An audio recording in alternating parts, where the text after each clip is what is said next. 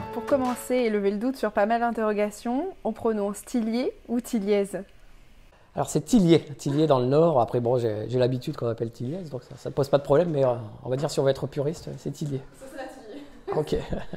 L'une des choses qui frappe le lecteur lorsqu'il découvre vos histoires, c'est la forte base scientifique présente dans presque chacune de vos intrigues. Qu'est-ce qui vient en premier dans votre procédé d'écriture? Le mécanisme scientifique qui va bouleverser le récit ou l'enquête qui va occuper le lecteur? Oui, ça dépend des romans. Alors je dirais que dans les premiers livres que j'ai écrits, c'était plutôt une idée très forte de départ, d'intrigue, où je me disais, ouais, il faut que ça démarre comme ça.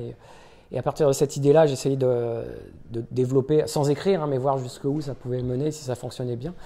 C'est le cas par exemple de La Chambre des Morts, qui démarre d'un accident de voiture où il se passe plein de choses et tout découle de là. Donc là, je l'ai vraiment démarré avec une idée que j'ai eue, d'ailleurs par rapport au paysage où je travaillais, et ça m'a inspiré comme ça. Mais on va dire que pour les derniers, c'est plutôt oui, de prendre des sujets qui m'intéressent et de les creuser, de me dire, voilà, est-ce que dans ces sujets-là, est-ce que je ne peux pas extraire des intrigues? Et en général, ça fonctionne bien. Par exemple, pour Charcot, qui était mon roman d'avant, précédent, le sang m'a toujours fasciné. Hein. C'est un liquide qu'on a en nous, de dire comment ça fonctionne, le sang, les groupes sanguins, tout ça. Et je savais que le sujet était porteur de thriller parce que, alors c'est un sujet, déjà le sang c'est fascinant, il y a toute la partie mythologique, les vampires, les loups-garous, enfin tous les rites sataniques, etc. Il y a la partie historique du sang, de savoir comment ça a été découvert, comment on a su, comment ça fonctionnait. Et puis la partie un peu scientifique, justement, le don du sang, les manipulations, les scandales. Donc voilà, on sait que c'est un bon sujet, et donc en creusant, je sais que je vais trouver une intrigue. Mais ça dépend, en fait, disons que j'ai une phase de réflexion, et quand une bonne idée arrive, voilà, je me concentre dessus et je regarde si on peut la développer. Y a-t-il toujours une volonté de vulgariser des thématiques scientifiques? Est-ce que vous avez une passion pour les sciences? Ouais, non, il y a une vraie volonté de vulgariser des sujets alors scientifiques, médicaux, mais en tout cas des sujets qui nous concernent, nous en tant qu'êtres humains.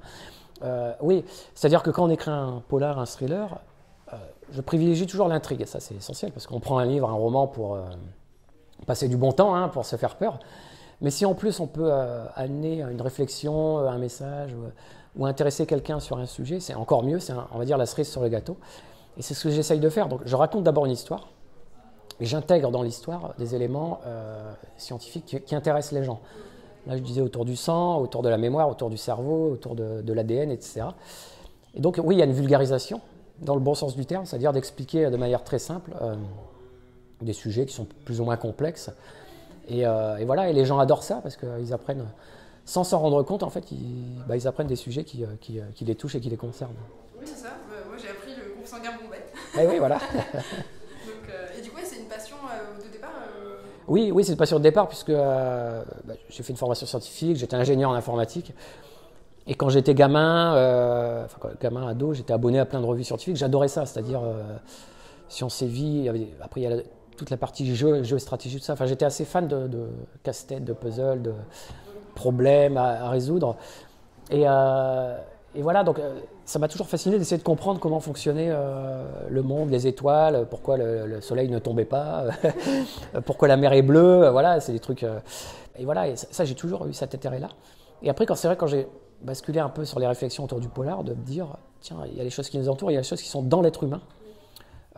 Et qu'est-ce qui se passe dans la tête des gens? Et qu'est-ce qui fait qu'à un moment donné, ces gens-là vont passer à l'acte, vont accomplir des choses qui normalement sont interdites? Qu'est-ce qui se passe dans leur cerveau pour que quelqu'un en vienne à un moment donné à tuer une autre personne? Et la plupart des romans sont basés vraiment sur cette mécanique-là, et c'est ça qui m'intéresse dans l'écriture. L'une des choses qui différencie vos thrillers de ceux que j'ai l'habitude de lire, c'est leur aspect interactif. Dans certains de vos livres, vous laissez volontairement certains indices ou petits clins d'œil qui impliquent votre lecteur dans l'enquête. Par exemple, un chapitre à déverrouiller, un second niveau de lecture, voire même la mise en avant du tueur. D'où vous est venue cette idée et cette envie d'imbriquer ces jeux de pistes dans vos histoires? Alors, il y a plusieurs choses. La première, ça fait partie du genre même, je trouve. C'est-à-dire que le genre du roman suspect, c'est du thriller. Ce sont des romans où il faut essayer de faire participer les lecteurs. C'est-à-dire que les lecteurs qui lisent ces livres deviennent un peu des enquêteurs. Et ils adorent être un peu à la place des policiers, essayer de deviner ce qui va se passer, où l'auteur veut en venir. Alors, et ce sont un peu des experts, parce que ce sont lecteurs qui ont l'habitude de lire des polars, ils connaissent un peu toutes les intrigues, et donc ils sont très difficiles à surprendre. Et on leur fait pas, comme on dit, il faut vraiment, en tant que romancier, se casser la tête pour les surprendre. Donc ça, j'essaye vraiment à chaque livre d'imaginer les intrigues les plus tordues, complexes possibles, pour qu'ils ne puissent pas imaginer comment ça va se terminer. Et ce qui fait aussi partie de ce genre-là, c'est un peu ce qu'on appelle les twists de fin, c'est-à-dire que quand on a lu le livre ou quand on a vu les films, à la fin, il y a la dernière scène ou le dernier chapitre où on a la révélation. Et on se dit, mais c'est pas possible, c'est ça, et on est scotché. Et on a presque envie de relire, parce que c'est la force d'une bonne fin, je trouve, c'est de se dire, on est scotché, puis en fait, on avait le truc devant les yeux, dans les romans, mais aussi dans les films. Enfin, moi, je suis fan de ça, de ces films où il y a ce qu'on appelle des films à twist final, quoi, où quand on voit la fin, on se dit, en fait, tout était devant nos yeux depuis le début. Et voilà, moi, je trouve ça très fort, donc j'essaye de faire pareil dans les livres, de reporter le plus loin possible la révélation. Et quand je fais la révélation, ça scotche le lecteur, enfin j'espère. Et voilà, ça, c'est la force du truc. Et puis, ouais, je trouve que ces romans-là aussi, c'est un jeu vraiment entre un romancier et son lecteur. C'est le jeu du chat et de la souris. Et donc, voilà, je trouve que de glisser des énigmes, des intrigues, de le rendre enquêteur, d'essayer de lui faire comprendre, de faire relever des indices pour qu'il essaye de deviner ce qui se passe, je trouve ça chouette. Donc, au-delà de l'histoire, en fait, qu'on raconte, c'est d'apporter une forme supplémentaire de plaisir à la lecture qui rend le lecteur très actif. Il y a la lecture qui le rend actif, mais après, il y a encore une dimension supplémentaire où il est obligé de s'amuser encore plus, on va dire. Ce que j'aime particulièrement dans vos récits, c'est le côté parfaitement imprévisible et absolument terrifiant des tueurs qui les composent. Mais justement, comment fait-on pour se mettre dans la peau de tels personnages ? Alors ça, c'est un peu la caractéristique de nous, les romanciers. C'est bête bizarre. C'est-à-dire qu'on dit qu'on est un peu schizophrène, entre guillemets. C'est-à-dire qu'on a cette capacité de passer d'un personnage à l'autre de manière presque instantanée. Quand vous êtes dans un livre, quand vous avez des flics, par exemple, qui arrivent sur une scène de crime, où vous avez le corps, où vous avez le policier, le médecin légiste, le témoin, enfin je ne sais qui. Vous avez tous ces gens-là qui sont dans des univers très très différents. Et en fait, sans vous en rendre compte, quand vous créez des dialogues ou vous décrivez ces personnages, vous passez de la tête d'un flic à la tête d'une victime, à la tête d'un témoin, et donc on fait ça tout le temps. Et en fait, sans s'en rendre compte, quoi, c'est-à-dire, mais en fait, ça fait partie de la préparation, c'est-à-dire que avant de mettre en scène tous ces personnages, il faut imaginer qui ils sont, il faut les créer, ces personnages-là. C'est la création de personnages, et ça se fait, en tout cas pour moi, je fais ça avant de commencer à écrire, où je sais, voilà, j'aurai un policier, je sais que j'aurai un médecin légiste, je sais que j'aurai un assassin. Et donc tout ça se prépare, de créer ces personnages-là, leur créer un présent, un passé, une psychologie. Et après, se mettre dans la tête d'un assassin, il y a pas mal de recherches, c'est-à-dire que ce sont des univers qui m'ont toujours fasciné, entre guillemets, intéressé. L'attrait pour le tueur en série, de se dire comment des gens sont capables de faire ça, la partie diabolique du personnage et aussi humaine, parce que ça reste des êtres humains. Et donc là, c'est des recherches quand même, c'est-à-dire que on ne peut pas du jour au lendemain se mettre dans la tête d'un tueur et d'écrire dessus. Mais ouais, depuis que j'ai 17-18 ans, je lis plein de livres sur les tueurs en série, sur les biographies, tout ça. Donc c'est quelque chose qui s'est créé avec le temps, de savoir comment fonctionnent ces gens-là, quoi. Qu'il s'agisse des romans de la saga Charcot & Bell ou de vos one-shots, plusieurs de vos livres interrogent le lecteur sur des questions éthiques ou des bouleversements sociétaux au travers du prisme scientifique. Ils nous invitent donc à remettre en question certains de nos comportements ou même le fonctionnement de notre société. Est-ce que c'est important pour vous de proposer un peu plus qu'un thriller ? Oui, c'est important. Je dirais que c'est un peu la couche supplémentaire, c'est-à-dire, mais ça m'est arrivé, je pense, dans tous mes livres, d'écrire des romans pour le pur plaisir de lecture, c'est-à-dire un pur roman suspense, où finalement on raconte une histoire et puis c'est juste pour le plaisir de l'intrigue et de la création, tout ça. Mais quand même, l'air de rien, il y a toujours des messages plus ou moins forts dans les livres. Et c'est vrai que dans la plupart du temps, dans mes livres de la saga Charcot & Bell, policier, il y a toujours un vrai sujet que j'essaye de traiter de société, un fait historique qui s'est vraiment passé dans tel pays et qui est vraiment extrêmement choquant, bouleversant et que j'ai envie de mettre en valeur. Et donc, ouais, dans mes recherches, parfois ça m'arrive de ne pas avoir du tout d'idée d'intrigue, de trouver ce sujet-là où je me dis mais c'est dingue que ça existait, que ce genre de choses ait pu exister dans une société, et de dire voilà, il faut en parler. Et donc de partir de là, quelque chose qui peut être loin géographiquement et loin dans le passé, qui peut se passer dans les années 60, et de dire voilà, comment je peux prendre cette idée-là et en faire une histoire aujourd'hui. C'est ça toute la difficulté, c'est à partir d'une enquête contemporaine où il y a des flics aujourd'hui, en 2017, 2018, 2019, qui ont leur vie et qui découvrent un crime, de réussir à remonter dans le passé et de se déplacer dans l'espace. Et mon travail en fait de romancier, de créateur d'histoire, c'est de réussir à trouver toute cette mécanique qui va me permettre finalement de révéler ce que j'ai envie de révéler. Et donc ouais, je fais souvent ça avec mes livres, pour que les gens à la fin du livre se disent ah tiens, on vit dans cette société-là, ça a vraiment existé. Et donc ils ont passé du bon moment, une bonne intrigue, c'est ce qui ressort principalement. Mais ils disent ah ben tiens, puis ils ont envie de creuser, alors ils vont faire leurs recherches, ils achètent des bouquins sur le sujet. Et quand ils font ça, j'ai réussi un peu ma mission, on va dire, de romancier. Donc voilà, c'est ce que j'essaye de faire globalement dans mes livres.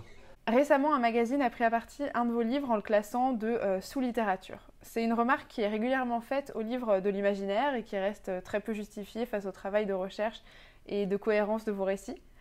Pensez-vous qu'il existe une méconnaissance du genre auprès de la presse ou des critiques littéraires pour avoir des remarques pareilles ? Les attaques envers la littérature populaire, ça a toujours existé. Ça fait partie, je dirais, d'une vieille tradition française, voilà, mais qui remonte très loin et très loin. Quand on parle par exemple de Jules Verne à l'époque, qui était considéré justement comme de la littérature populaire, alors que quand on voit aujourd'hui la qualité de ses romans et l'esprit visionnaire qu'il avait, la manière qu'il avait de parler de la science qui existait à l'époque, on se rend compte que voilà, ça n'avait pas lieu d'exister.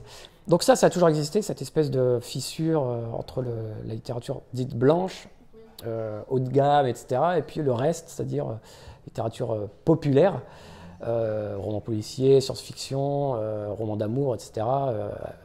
Alexandre Dumas, Les Trois Mousquetaires, c'était la littérature populaire, enfin tous ces romans-là. Et donc il y a toujours eu cette image-là. On a l'habitude, on a l'habitude de se faire critiquer, bon c'est comme ça, alors on essaye de se battre en disant mais non, c'est pas vrai, aujourd'hui il y a vraiment des romans de qualité, et les gens s'en rendent compte d'eux-mêmes parce que il y a des grands succès, c'est pas comme Millennium par exemple, où les gens lisent ça, ils disent ah, mais ouais, mais c'est du polar, c'est du roman policier, et c'est bien, ça parle bien de la société, c'est bien écrit. Et donc d'eux-mêmes, ils vont vers le polar, ils disent bah oui, on avait une fausse image du truc, et finalement c'est bien. Donc je pense qu'il y a ce mouvement qui se fait de manière spontanée, et après nous, en tant qu'auteur, on a toujours ce combat à mener, et je m'en suis rendu compte avec effectivement cette critique qui attaquait encore une fois la littérature populaire. Elle était pire que ça même, parce qu'elle ne s'attaquait pas à la littérature populaire ni au livre, dire c'est un bon livre ou un mauvais livre, bon ça le journaliste peut dire ce qu'il veut. Non, là on s'attaquait aux gens. C'est-à-dire on s'attaque aux lecteurs en disant voilà, vous lisez un roman policier, donc ça veut dire bah, vous êtes quelqu'un de mauvais goût. Et en même temps ça voulait dire aussi que parce qu'on lisait un roman policier, on ne pouvait pas aussi lire un Goncourt, un Goncourt ou Émile Zola ou Flaubert, voilà. Donc pour eux c'était incompatible. Et donc les gens, et c'est pour ça qu'il y a une réaction très violente par rapport à cet article, qui était maladroit en fait, parce que les gens se sont sentis au-delà de leur lecture, touchés de manière, encore une fois, c'était les riches, les pauvres, enfin on était en symbolisant un peu, c'est un peu ça. Qualification sociale en disant, voilà, suivant vos lectures, bah, on vous classe là, et les autres sont forcément mieux parce qu'ils lisent de telle littérature. Mais c'est bien parce que je trouve que l'article a été vraiment beaucoup repris sur les réseaux sociaux et les gens ont réagi de manière très forte en défendant justement la littérature populaire. Il ne faut pas oublier quand même que c'est quand même la littérature la plus lue. Tout le monde la lit, le roman policier ça se lit énormément, les romans pour les jeunes, la science-fiction, la fantasy, tout ça, c'est ce qui fait voyager les gens. Les gens s'évadent et ça leur fait du bien et ça leur procure du bon temps. Ça les fait entrer dans les librairies, c'est très très important.